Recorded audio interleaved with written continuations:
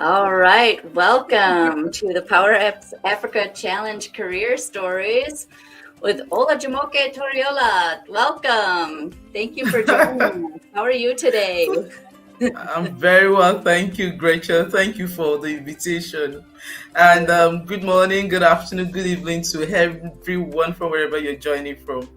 Yes, awesome. I can't wait to find out more about you, more about your career, your interest and engagement with Microsoft Power Platform, and also taking questions from and comments from our watchers and viewers today. And so as they think about what they want to ask you, I'm going to ask you a few things. I would love it if you would introduce yourself.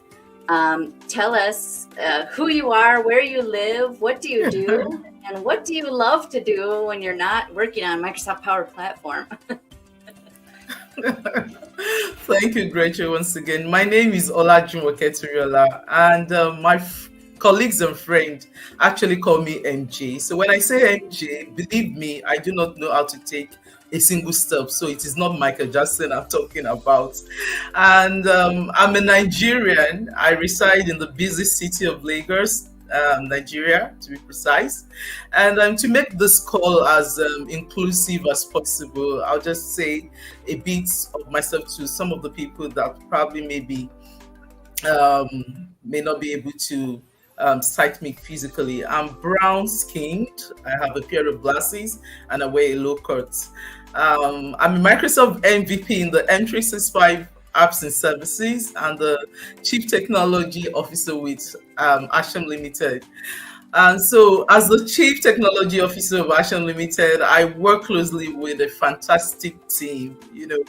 And what I do daily is to help, alongside with my team, to outline customers' technological vision. When I talk about customers, yeah, I talk about both my internal and external customers.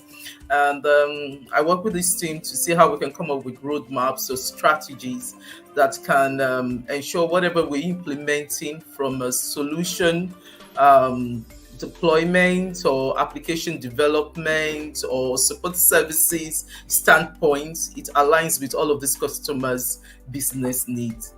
And then I'm a co-founder of TechSyler, a community of women in technology. Our vision is actually to bring more women into technology. So I say to myself, I'm a proud woman in IT. And then a lot of how we do that is by powering all of these women with tech skills. We do this through training and mentorship. And again, I'm a Microsoft certified trainer. And so, to your question, when I'm not busy doing anything in tech, I enjoy listening to music, traveling, and then also trying out new delicacies. So I love to cook. So that's a bit about Ooh. Olajumoke Toriola. Yes, so curious how that cooking plays into all of your other interests, and maybe you're cooking up some new technologies as well as we're talking. So we have a lot of hellos from the audience, and thank you, Dada, for saying it's great to hear from such a seasoned expert. As you can see, MJ, not Michael Jackson, but MJ shared some amazing credentials that she has and things that she's done in her career so far. And I would love to hear a little bit more around your career journey, because I'm sure people are thinking, wow, CTO, Microsoft MVP, MCT, like, how did she achieve all this? And will I ever achieve that in my life? Did you set out to be in the roles that you are in? Okay, great. So let me start by saying, a lot of us who are growing up, we want to be many things. So, I mean, I started with wanting to become a teacher in those days when I'm in my primary school, looking at my primary school teacher. One lady especially, I get so thrilled by the way she takes her class, and I'm saying to myself, oh, when I grow up, I want to be a teacher. And then, growing up again, you look at some of the things I started to tell myself, no, I want to become a medical doctor.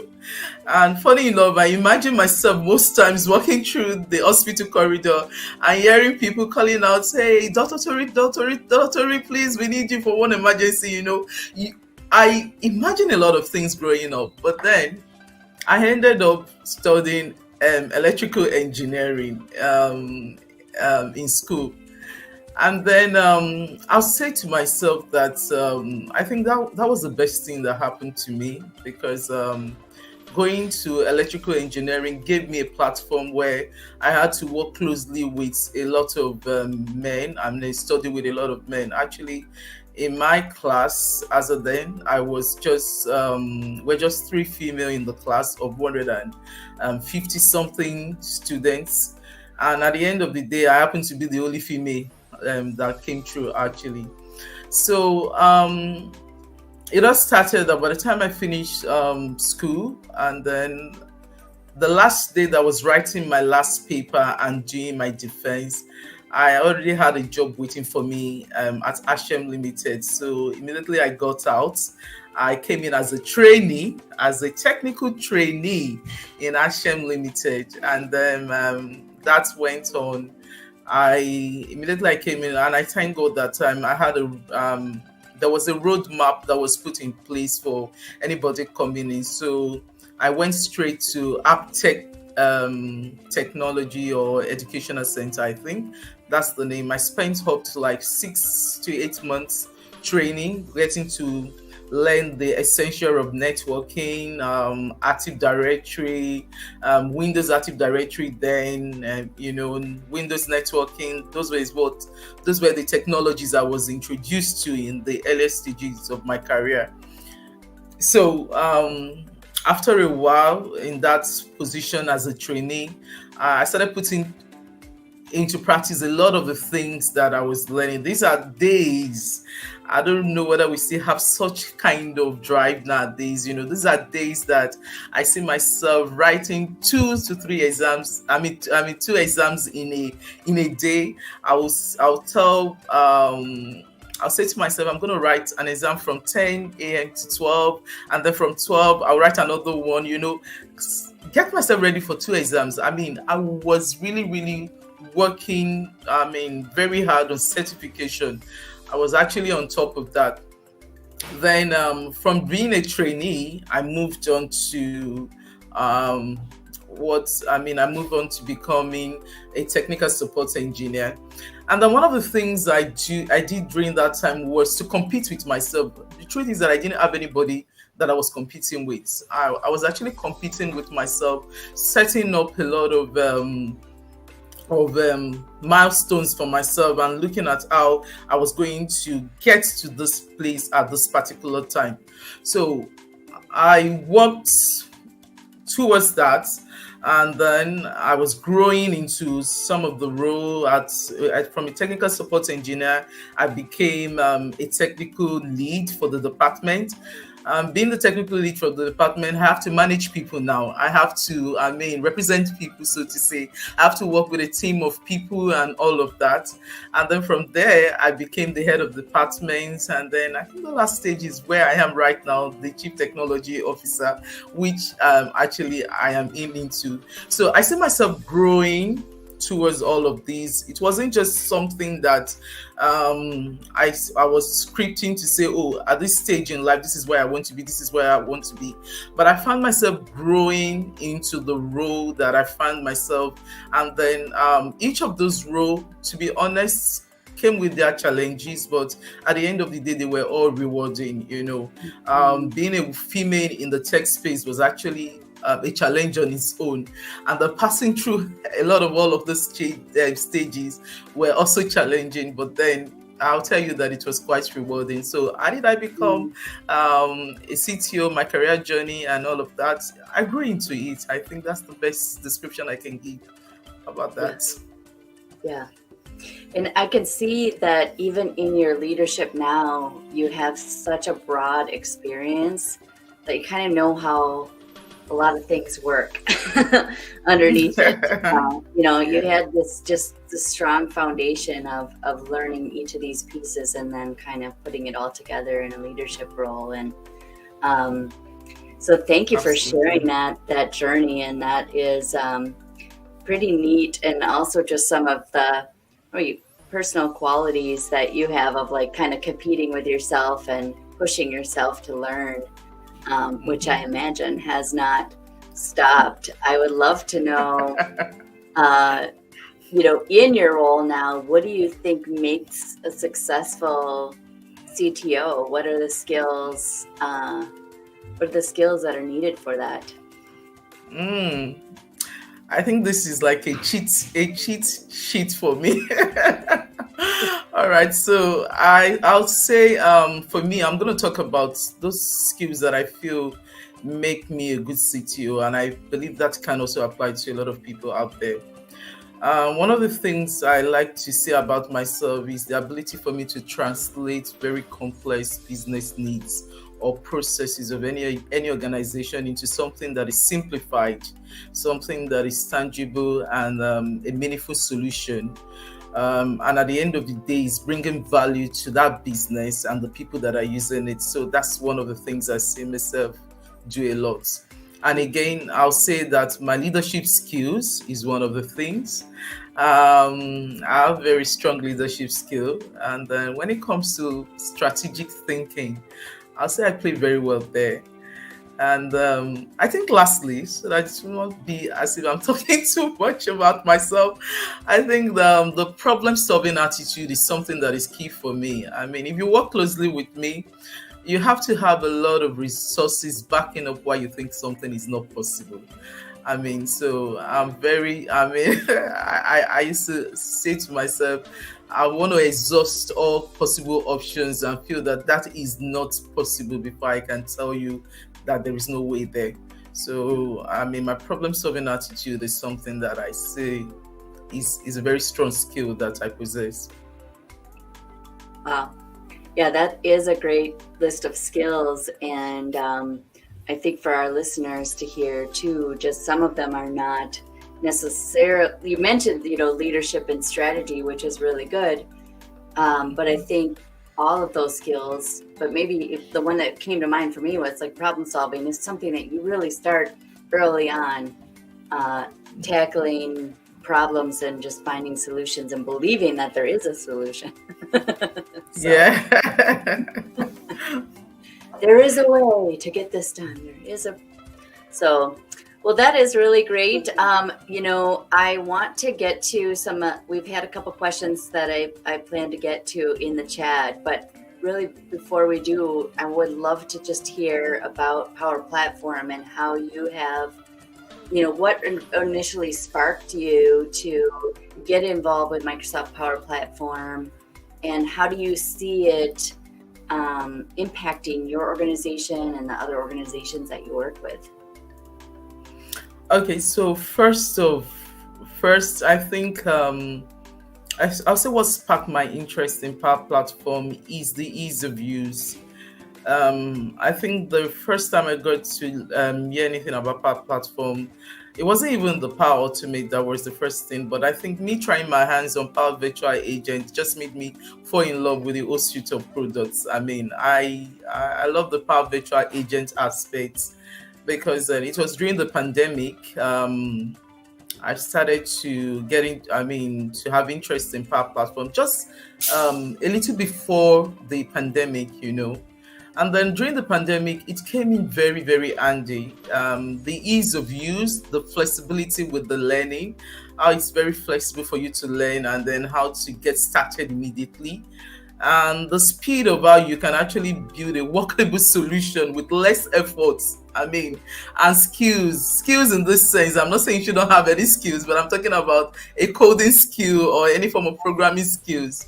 And then with less time, how you get all of that done. So during the pandemic, we were working everybody has to work from home, but there's certain things we needed to get done. Things like marking attendance, having to ensure that reports for all of the staffs and all of that, we're getting it, and then now we can track the progress of all of the work. So I mean, the team got together and then they built a lot of solutions around that, solutions for attendance, solutions for tracking the work of the staff. And those were some of the things that Power Platform brought to me. And then personally, as an organization in Ha-Shem, we were able to make use of Power Platform to solve a lot of our problems. So it so happened that everything we're doing today, everybody wants to see, oh, is it possible for you to build it on Power Platform and all of that? And then to our customers also, the level of value that Power Platform has been bringing to their table, I mean, from the automation aspect of it, I see a customer today telling me that, a task that they were doing for that can take up to 4 hours, they are doing it with 4 minutes, just with robotic process automation and all of that. I see customers telling me how productive their users are getting because of the use of this app, and then how it's empowering everybody in the organization, whether you're skilled or not, for you to just be able to do one thing or the other, even the basic or simple automation tasks they can carry out. So I think that's for me is enough value, and then and is enough for any organization to say, I want to start using this. Yeah. Well, thanks for that overview, and I think you are just spot on with how organizations are able to just so quickly adopt it, and yet I imagine that success is actually many more ingredients than just turning on the technology. So exactly. And we actually had this question come in the chat, just around what your advice is for newbies, kind of thinking about some of the skills that you think that people earlier in their career should start building, maybe for tech careers, but also for Power Platform specific careers, since many of the people watching are learning Power Platform. Okay. That's great. So first thing, I'll say for anyone not, let me be specific now for Microsoft Power Platform, and then focusing on their career growth or maybe wanting to start. One of the first skills I think you would want to have is to develop a very sound problem-solving skills. It's actually very key. This involves you having some form of critical thinking ability for you to be able to understand the customer's problem, and then also arriving at the best fit to come up with a solution that can solve that problem really. So I'll say that is actually very key. And then you should also be capable of taking the initiative.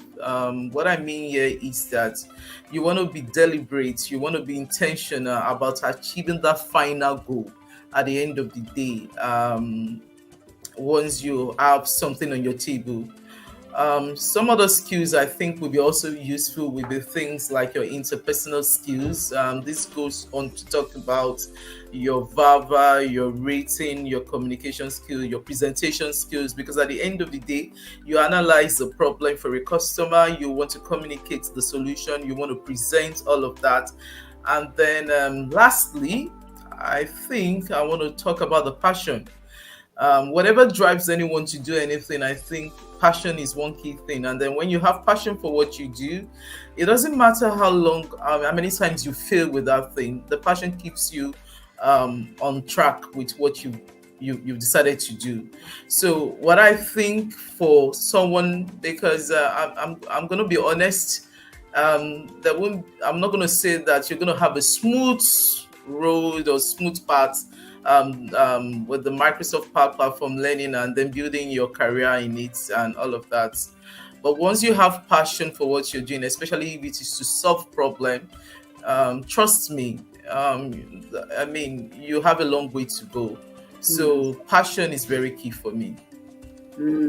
Yes, finding those things that you're most passionate about that fuel your motivation. So that's a great tip. And we have a follow-up similar question, but specific to women and ladies. you're probably a hero for many people venturing into tech. And do you have any advice that you typically give to women who might be afraid of being in tech or venturing out into that career? Okay, so let me be. I mean, as a proud woman in IT, like I used to tell to my anybody coming around me, I'll tell you I'm a proud woman in IT, and I'll tell you this thing.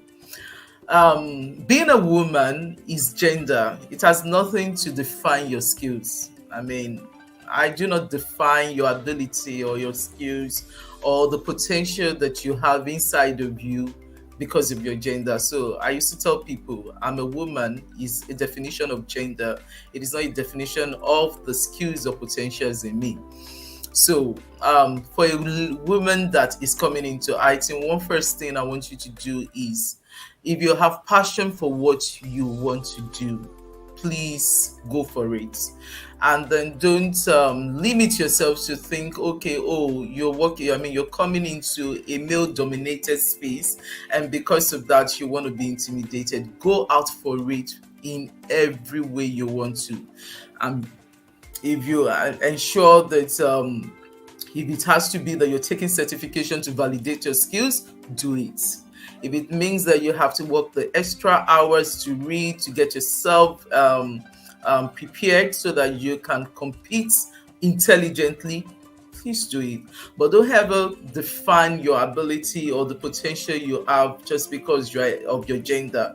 I mean, ensure that you go out for it. So for women in IT, you may, I mean, for me, when I started, it was tough because I'll tell you a little bit of story just to encourage a lot of you. I remember the first time I was to go on a project, and then I was to meet this guy. If you do not put a face to my name, you will think, I mean, to my voice, really, you will think it's a guy that is talking. You will not know that, oh, it's a female that is talking. So I've been having this session with this guy. I've been having this session with this organization. We've been going back and forth with planning. Then it's now time for execution. I have to travel out of the state in Lagos to another state.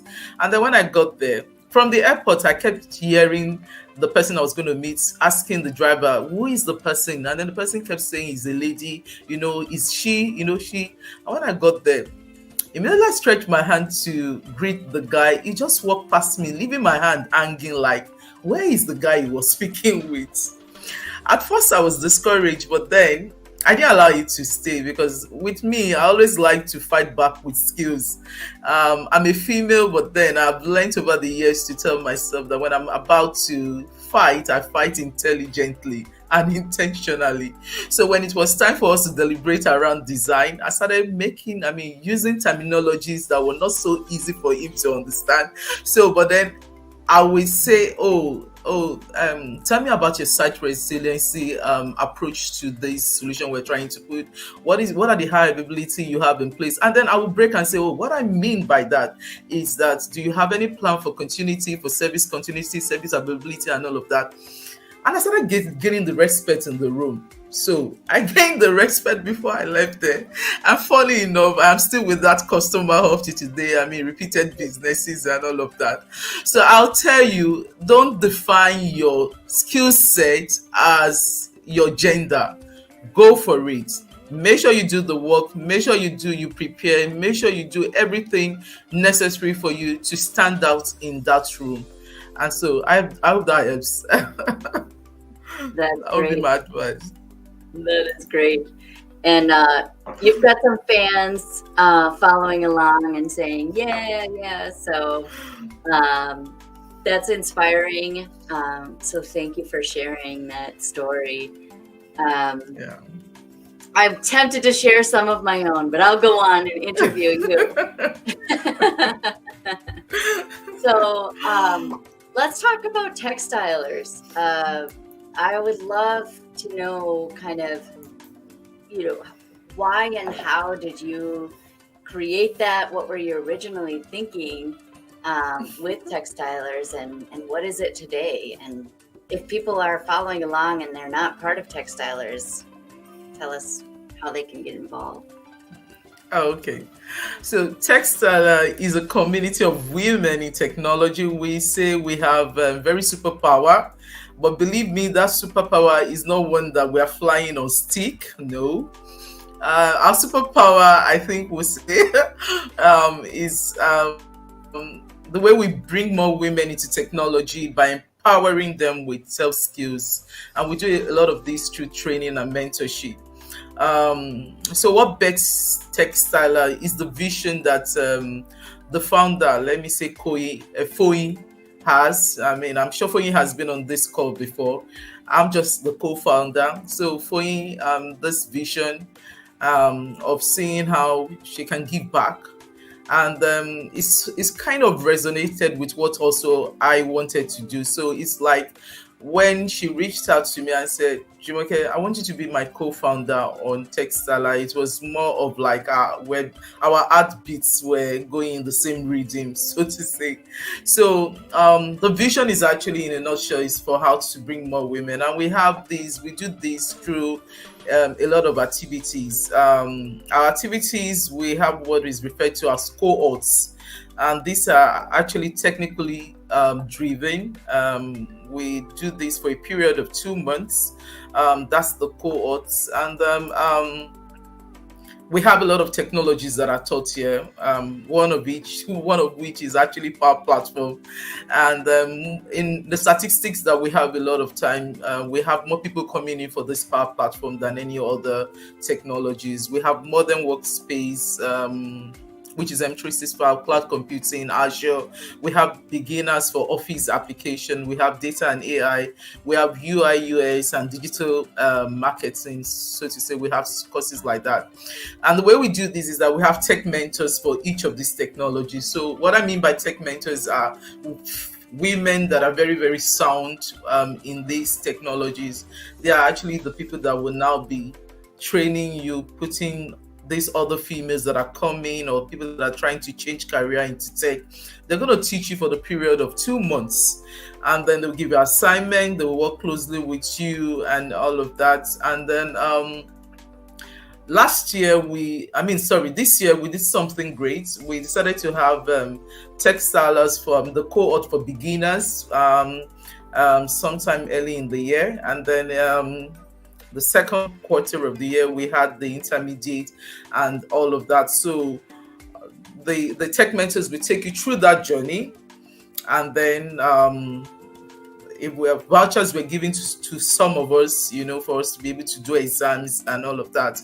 And then we have our monthly inspiration session where we invite women that have made it in the tech community, come inspire a lot of these ladies that are coming up. And then we have this WhatsApp group that we keep for each of the cohorts, and then that is where we actually do what disseminates a lot of the informations we want to give out. So that's what TechStyler. And the cool thing about it is that we're spread around, so it's not only in Nigeria. We have tech mentors and leaders in Ghana, in US, in India, in Netherlands, UK. We have people also in Ireland. Foyin and the rest of the team are actually forming the group in Ireland when she relocated last year. So we have all of that. And then one important thing that happened to us this year was that we spread to the northern state of Nigeria, where we have someone like Tabitha, a very wonderful lady, and with the rest of our team like Hamina, that we're taking care of those northern states. And then we're able to cover Jos, cover Kaduna, and then Abuja. So those were some of the things we do in TechSylers. And then again, sorry to cut you, Grace. And then this year we decided to take on the men. So we hear a lot of, why is it that you guys are just focused on female? We the male also, we want to be part of it. So we told them they should wear a virtual skirt and join us. So we have some guys join us in our cohorts this year. Oh, that's great. Really great to hear. One of our listeners is asking, how can you become a TechSyler? Where can they go to join? So they can join on LinkedIn. We have our LinkedIn you'll see TechSylers. You can also go to Twitter. We have tech_stylers on Yes. for Twitter and do. Awesome. Yeah. Check it out. Well, you are getting some great encouragement from our listeners. So, of course, Amina says, I love what you said about fighting with skills. It's our best weapon as women. And I love that too. And this is inspiring and this is beautiful. Thumbs up. So lots of kudos for just the wisdom and knowledge that you have shared so far. We have just a couple more questions for you, and we can certainly take a few questions from our audience as well. But besides TechSylers, what other communities are you a part of? And are there things that people should think about joining, either in your region in Nigeria or more broadly? Absolutely. So I think that's a very good one. So I happen to be one of the leaders that started the Nigeria Tech User Group, and then we spread it to also the MCT West Africa. So what we have is that the MCT Nigeria Tech User Group, we have a lot of tentacles. What I mean here is that we have subunits. So we have M365 user group under it. We have Niger Data Platform. So if you're such kind of people that are interested in Power BI, that you're interested in Power BI, data, SQL, anything, you can join that group. It's a WhatsApp group. You can find it. Then we have the Power Platform, the Nigerian Power Platform user group. So definitely you can join all of those groups. A lot of these groups have their meetups on Saturdays. We have the Azure user group, which I'm part of also. The Dynamics 365 user group. We had a couple of sessions on Saturday, last Saturday, where we have great minds, meeting, and then the very first and second physical meetup. So you can join that if you are someone that wants to learn on Dynamics 365 CRM or the ERP solution. That's a very fantastic group for you to join. And if you're someone that wants to learn on Azure, just join the Azure Nigeria user group. We have some of these groups have their presence on LinkedIn. You can search for it, and then on WhatsApp you can actually search for a lot of them. And then so that's some of the group that I belong to, and I hope this helps for someone that wants to start something new or wants to join tech. This is a very good starting place, and because it's all about the community, and you have a lot of people that are going to do what help you to grow. They're actually going to help you to start your career, and it is always free. There is nothing they are collecting from you. The only thing you need to give back is your time. That is what it is. Wow. Yeah, I was going to say there's just a few options that you listed, just such a huge list. And I love what you mentioned about, starting something yourself as well, especially if you have a specific focus or something that you see that others are not doing. So, I started the Power Apps Africa Challenge because I thought we need a game to learn Power Apps. We don't just want to read online. We want to do something fun. So that's just an example of how you can start something new. So would love to hear, because you are playing so many roles in the Power Apps Africa Challenge. You are like this. People can win time with you. If they earn their coins in the game, and they can win career coaching with you. They can purchase that from the store. You're also a coach in the game, so you're available to answer questions, and you're a panelist, so you'll be judging some of the finalist apps in the game. So you have a unique perspective on what people can do to be successful in the game. So I would love to just hear, people listening who are playing Power Apps Africa Challenge, what should they do to be successful in the game? And I just want to mention too, if you are not playing the challenge, you could still join us at aka.ms Power Apps Africa, and we are doing little micro challenges for people in the community. We're doing giveaways, we're doing live events, we're doing training. So there's still things that you can take advantage of in the community, even if you're not in the game right now. So what are your thoughts on what people should be doing to be successful? Okay, so I want to put on my early days or early starter days cap on right now to answer that question, or also put on my students cap to learn to answer that. All right, so one of the first thing I would advise anyone in this challenge to do is ensure that you complete all the tasks in the challenge. I mean, one of the things I want to let you know is this. Your greatest time is your greatest how will I put it, your greatest weapon. Form alliance with time. I mean, it is the greatest thing you can have. And then devoting your time to this challenge, making use of the wealth of knowledge that is made available to you is actually very key. Now, the road to success, we all know, is not smooth, and it's going to demand from you. I want to borrow some of the words that I think when I invited David Abu over to one of our internship program. One of the things he said was that the road to success is never smooth, and it's going to demand from you.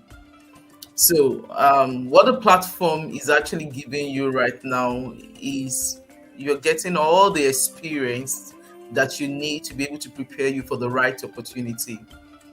You may be asking yourself this question: why am I doing this when there is, job opportunities and all of that? But believe me, every experience, every kind of experience or knowledge that you gain is actually going to be something that can project you forward in the future. So don't take this for granted.